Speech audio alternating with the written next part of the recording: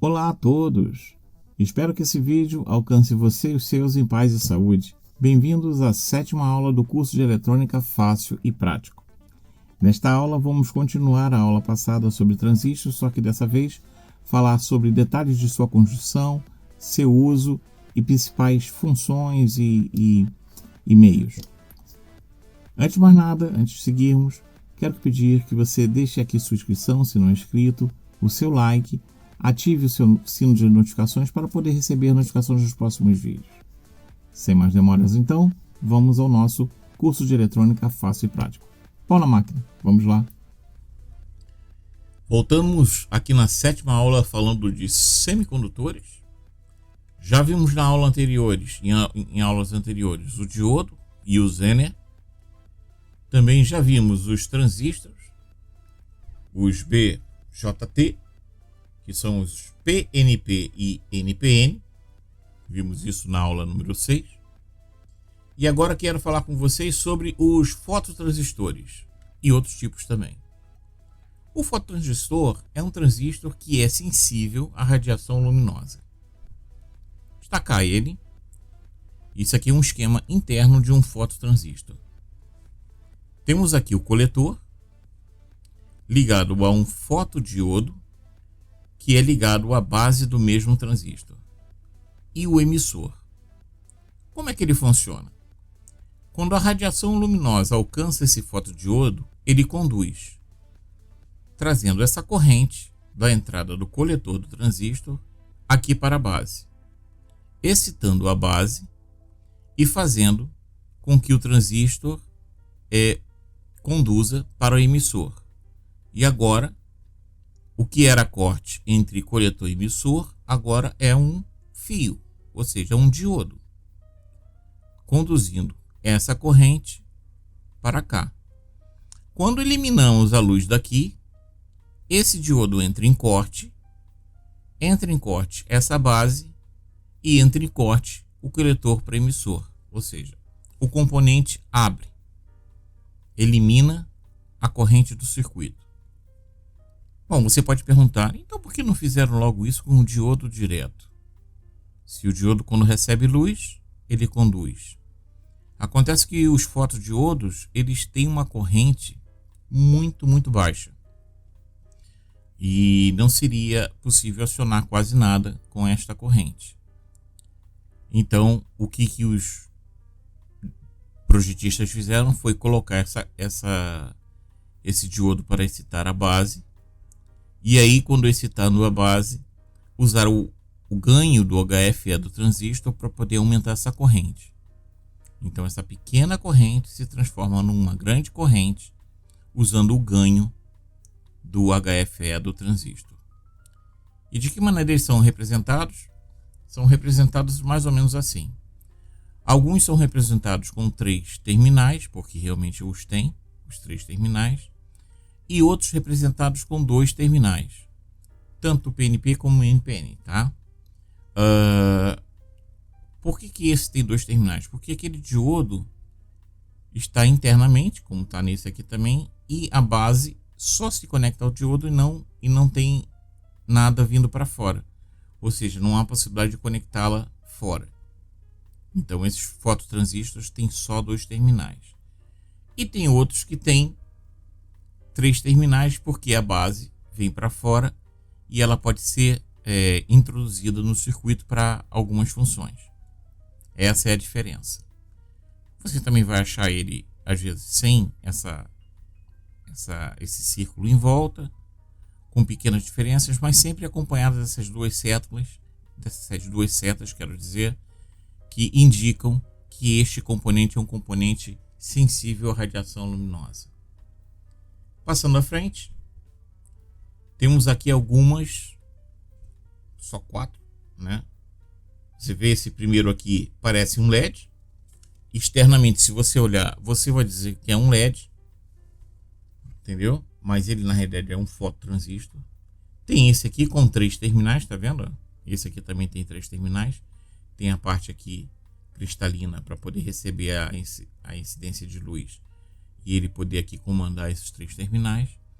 Temos com 2 terminais aqui com uma aparência diferente e temos esse aqui também com 3 terminais chatinho. Esse aqui especificamente é muito usado na recepção de controles remotos.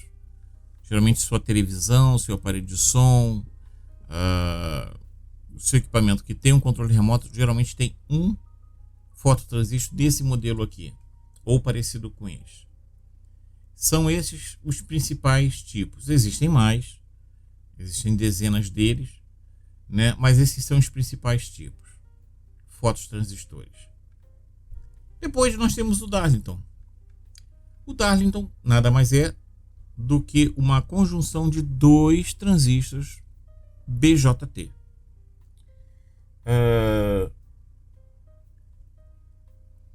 Como é que ele se apresenta? É na realidade uma junção em cascata, para fazer um efeito cascata mesmo. Vejamos aqui, os 2 coletores do transistor número 1 e número 2 estão unidos, tá vendo? E eles passam a ser o terminal externo deste transistor chamado Darlington. A base do transistor número 1 passa a ser o terminal de base do transistor Darlington. E o emissor do transistor número 2 passa a ser o emissor do transistor Darlington. E você vai me perguntar, mas por que botaram 2 transistores dentro do encapsulamento? Qual é a vantagem disso? Vamos pensar. Vamos dizer que esse aqui tem um HFE, ou seja, um ganho de amplificação de 10. E esse aqui também tem um ganho de amplificação de 10. É um ganho modesto. Mas não são 2. E aqui é uma corrente que vou colocar aqui uma corrente infinita. Qualquer corrente que tem 1000 amperes, por exemplo. Qualquer corrente que eu quiser. Vamos dizer que eu aplique aqui uma corrente de 1 ampere. Quando essa corrente chegar aqui, ela rompendo os 0,7 volts do transistor, ele vai excitar esse transistor. E esse 1 ampere que está excitando isso aqui vai se transformar em 10 amperes desse coletor para esse emissor. Bem, então tive um ganho aqui de 10 amperes. Muito bom.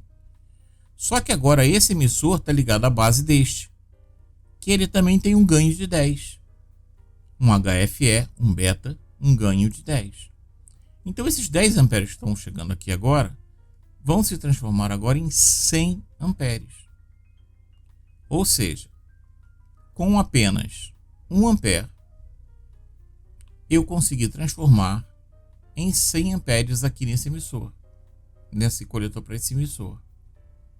Então, a principal vantagem do Darlington é que eles têm um ganho elevado, porque eles multiplicam o ganho dos seus transistores que o compõem a construção deles, né? Então, a característica principal dos Darlington é um alto ganho de HFE, um alto beta. Bem, eu posso fazer isso aqui externamente? Pode. Quando vocês começarem a ver circuitos eletrônicos, vocês vão encontrar muito esse tipo de ligação aqui. Tá ok? Muito comum achar esse tipo de ligação. Porque não usam um Darlington, mas usam 2 transistores BJT em uma conexão Darlington, que vão ter exatamente essa vantagem de aumentar bastante o beta, o ganho desses transistores. E como é que eles são representados? Às vezes com um retângulo ou um quadrado em volta dos 2 transistores e às vezes com um círculo. Pode ser que você também ache com uma representação de um resistor entre emissor e base, e aqui entre emissor e base. A gente coloca aqui um resistor. Por que isso? Há uma desvantagem nesse transistor, que é ele ficar lento. Esse tipo de junção torna ele muito ruidoso. Ele flutua muito um ruído e isso gera uma lentidão, ou seja, ele não é muito muito bom em altas frequências. E alguns colocam aqui um resistor interno para poder diminuir esse efeito e fazer com que eles funcionem um pouco melhores nas frequências mais altas. Mas de regra, o transistor Darlington não são transistores de bom desempenho em altas frequências. Sim? Vamos ao próximo. Os FET. Os transistores FET são divididos em dois grupos. Primeiro vamos falar do JFET. Aqui a coisa muda um pouco, porque a construção muda um pouco. Nós vimos que o Darlington nada mais é do que dois BJT interligados em cascata. Mas o FET não, o FET já muda a sua construção. O JFET, nós vemos aqui um JFET em que você tem um corpo todo negativo, ou seja, ele é todo negativo, tá vendo?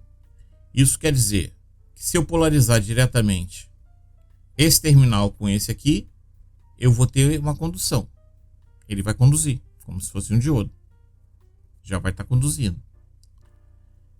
E uma porta ligada aqui, olha, esse fio não está tocando aqui nesse cinza, tá? Esse está passando por aqui só para vocês entenderem que esses dois vermelhos aqui estão ligados na mesma porta, né? No mesmo terminal. Então, nós temos aqui um material N com um material P ligado à porta. E ele é contraposto assim, ó, um de cada lado.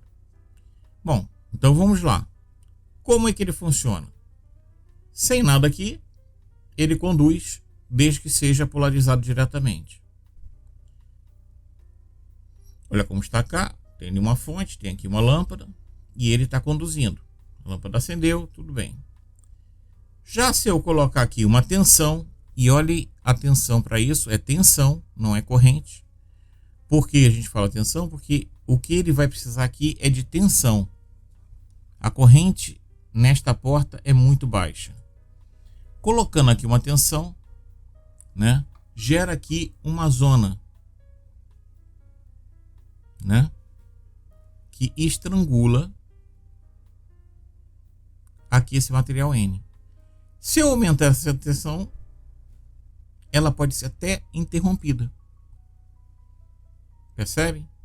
Sem tensão nenhuma, ele conduz tranquilamente, se comporta como se fosse um diodo, né? Com uma tensão, já tem um estrangulamento. Se aumentar essa tensão, há até a interrupção da corrente entre fonte e dreno. Atenção para esses nomes, que estão todos em português, tá? Já vou mostrar para vocês que em inglês muda um pouco, mas eu falo em português para que a gente possa ter a ideia. O nome é dreno, de drenar mesmo. O nome é fonte, de fonte mesmo, de ir à fonte, de buscar da fonte. E a porta tem esse sentido mesmo de abrir e fechar. Então, para que fique mais fixo. Isso é o nome em português, em inglês muda um pouquinho. Como é que eles se aparecem aqui, ó? Na sua representação simbólica. Já aparece aqui como drain, né? Como source e como gate. Tá vendo? Gate aqui é a porta, né? Aqui drain, o nome já diz, é o dreno, né? E source, a fonte, né? E ele já não aparece como PNP nem NPN.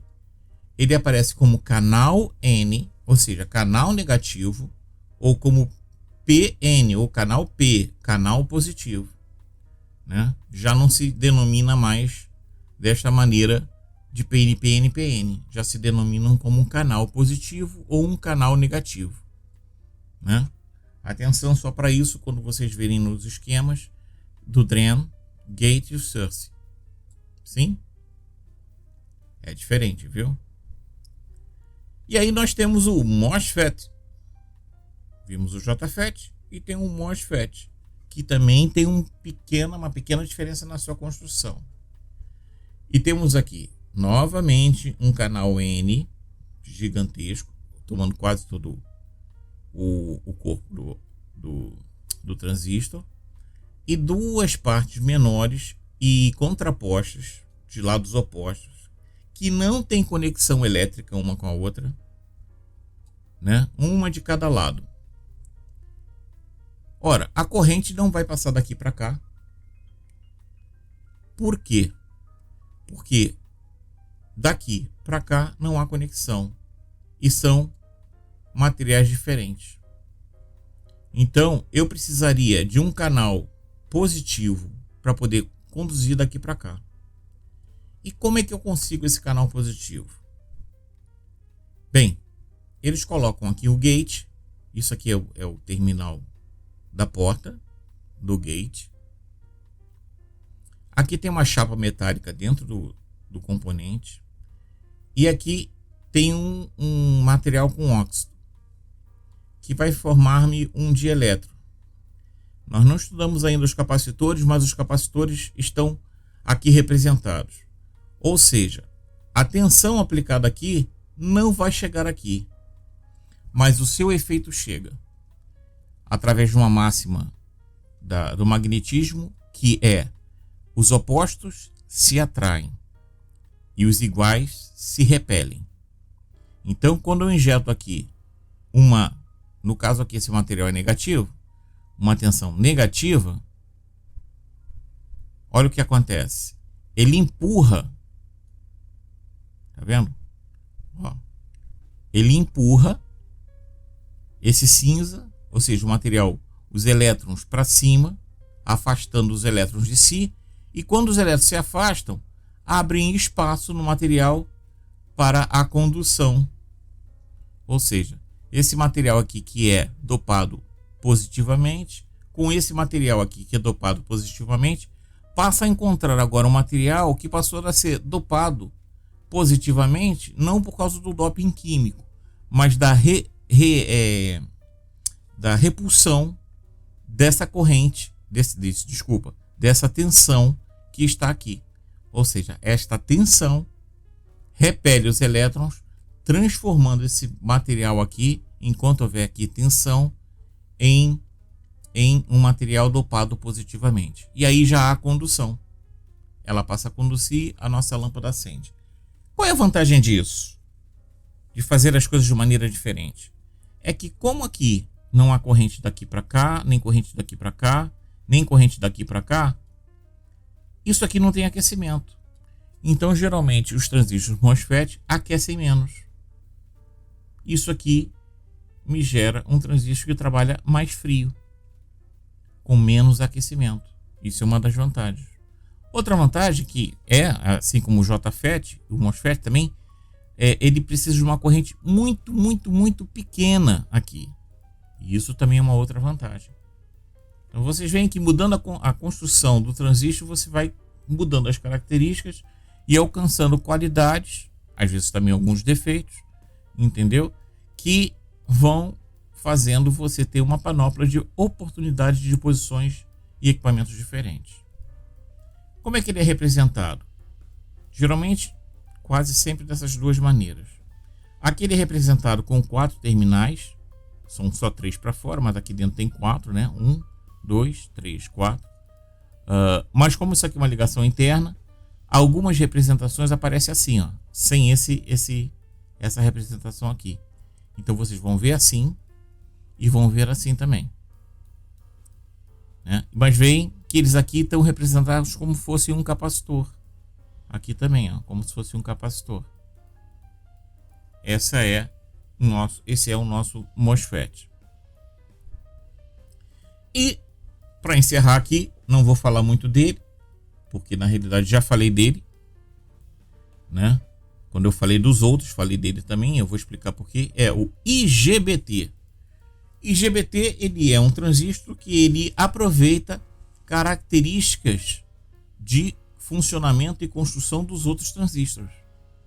Ele é, na realidade, o IGBT é um BJT, no que se diz a conexão entre materiais dopados P e N.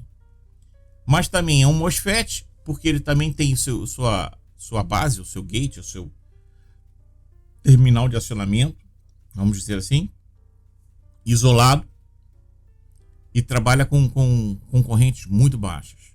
E ele é um Darlington, porque dentro dele, a construção dele já tem um Darlington, é como se fosse um Darlington.